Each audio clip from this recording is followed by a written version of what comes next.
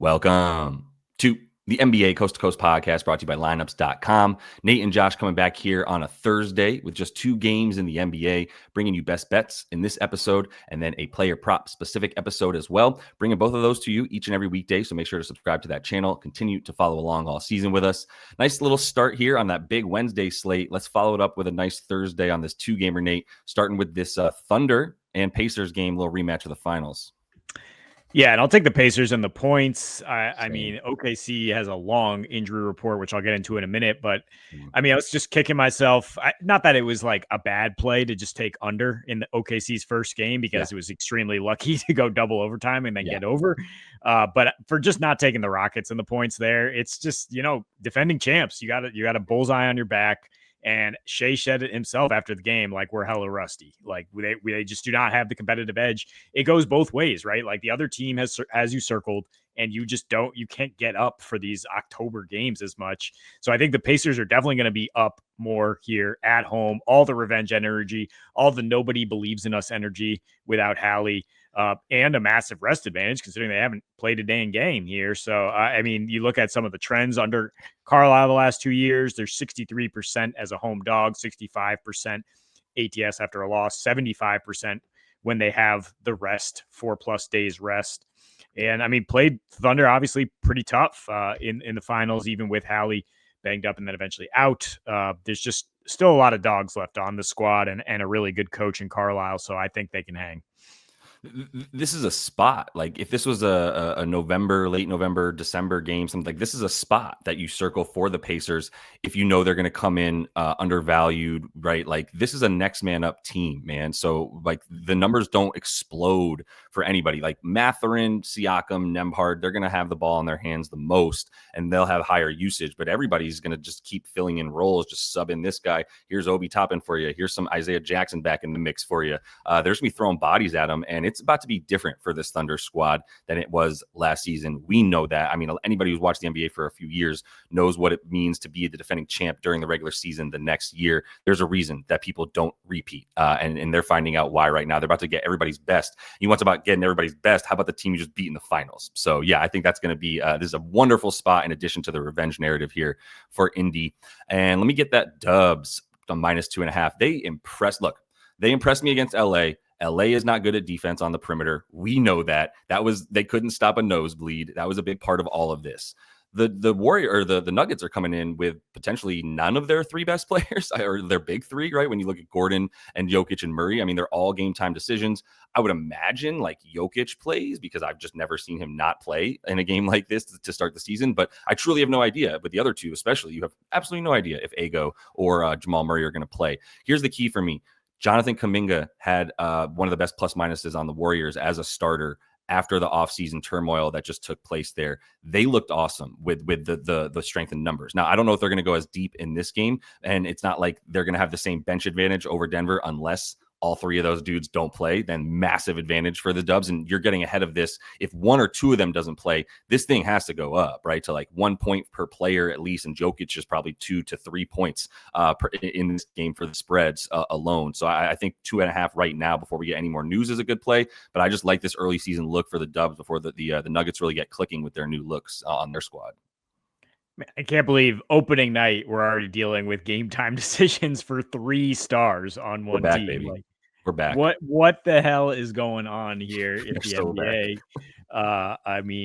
But yeah, it seems like it's already toggled like half a point here. You see the cheap 2.5 versus a more expensive 2 that you can get based on the fact that, those guys might not go. But certainly, if any of the 3 of them sit, it's going to be Dubs advantage. I like them just having that fire at home under Jimmy, with Jimmy Butler in the fold. They just have not really it's weird to say, but have not taken regular season games off because he got there in the middle of a playoff run, and now they're looking to start strong. So like that. And I think there's a 4th quarter underplay here, sort of a playoff play, one of our favorites, but you're probably 3 or 4 points higher than you would be in a playoff game. But if those 3 guys are out there for the Nuggets, this will be a very intense game, I think. And the pace will certainly slow down the stretch. I mean, they've played at a slow pace in general, these 2 teams. The last 4 at Oracle have been a 96 pace, and the pace has dropped to 94 in the 4th in the last 3 meetings. that Dubs defense with Jimmy and Draymond playing the last two. They've been at 105 defensive rating in that fourth, and the games have averaged 46 points the last two. Part of that is Joker also sits the first 3 or 4 minutes of the fourth quarter. It's one of his only rest breaks, right? And I mean, Joe Val getting in there is going to help a little bit, but I think the Nuggets are still going to definitely take a step back offensively without him. And yeah, this Nuggets defense, a different animal than the Lakers defense, like you said, that the Warriors just played. So yeah, I think with all the athletes they can throw at the Dubs, it's not going to be as easy for them to pile up points. Both teams keep you off the free throw line, and I think it'll be a little harder to score down the stretch. Yeah, I can't wait to talk about the Lakers. I have so many thoughts, but I don't dislike the idea of this thing slowing down and 55.5 being a pretty high fourth quarter total. I do know that the Nuggets want to run more this season. They've got Brucey B in there on the second unit. They've got Christian Brown more prominently. Michael Porter Jr. didn't really slow things down, but he certainly didn't like speed them up. He's more just like a jump shooter if he's in transition more than anything. But yeah, I can see it. I do like, I look at 55.5. I see fourth quarter. I see these two teams in a competitive game, and I think, yeah, that's a high number for sure. But let me close it out with a prop here, because I do think Pascal is going to have another big game like he had throughout the finals, right? This is a situation without Hallie. It's a situation. He doesn't like being called Hallie, by the way. I'll give him that. It's Halliburton. I'll just call him Halliburton.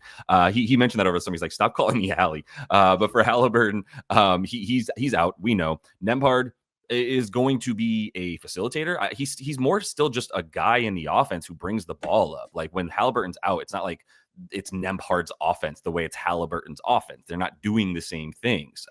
Pascal actually is going to see the ball a bunch more. His touches go up, and that's really why I was just like, give me all of it. Now, the assists were a little bit high by themselves at 4.5. You get that for like plus 135 or so. Not terrible. I don't want to bet on him to get 5 assists. I'd rather add it because I think he's good for 3, maybe 4. And that number is not necessarily the 31.5 PRA has a 3.5 assist number baked into it if you add them all up together, right? So that's why I was like, I can get these 3.5 assists if I add it to the RA or the PR, right? And put it all together. He's at 7.5 rebounds. Still like this. I know they're going to go double big.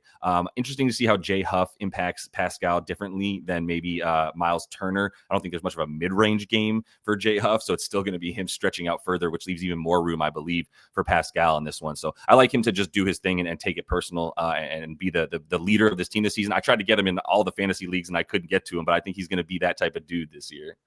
He's got to be, right? I mean, yeah, we saw the uptick in the playoffs last year. I mean, with the OKC injury report here, yeah, Lou Dort seriously questionable, right? We know no J-Dub, so those are the two primary matchups to throw Caruso. at him. Right. No Caruso. Right. And so like all 3 of your dogs on in terms of the wing, you might still have Kason Wallace, but he's not guarding Siakam really. And he's questionable too. Yeah. Yeah. Yep. Yeah. So, and Kenrich Williams, you want to talk about a dog, also not playing in this game. So the C's have opened up for Pascal to have a nice game. And before we end this episode, I have to make the quick correction. The Dubs do not play at Oracle anymore. They play at Chase Center. I've missed Oracle too. You mentioned Oracle. That was one of the best arenas in the NBA. But that is all the time we have for you in our Best Bets episode here for Thursday. Make sure you're subbed to the channel. Don't miss the player prop specific one. I know I threw a player prop in here. I like to cheat like that sometimes. But I've got a couple more. So does Nate in the other episode. And until we see you next, happy betting.